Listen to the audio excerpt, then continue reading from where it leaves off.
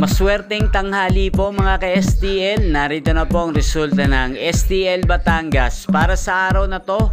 First draw November 5, 2024. Araw ng Martes, naway ang mga natayan nyo pong mga numero kanina ay manalo nawa ngayong tanghaling ito, 12 PM. Kaya kunin nyo na po ang inyong mga tickets. Narito na po ang resulta.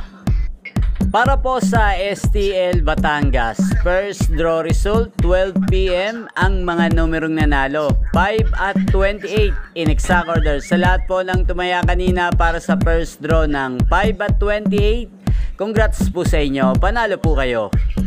Shoutout po natin ngayon si Aling Puring. Aling Puring, shoutout po sa inyo. Naway manalo na po kayo ngayong araw na to. Shoutout po sa inyo. Maraming salamat po sa panonood nyo at pagsuporta sa aking channel, Roderick Hernandez TV. Huwag pong kalimutang mag-subscribe. Thank you for watching.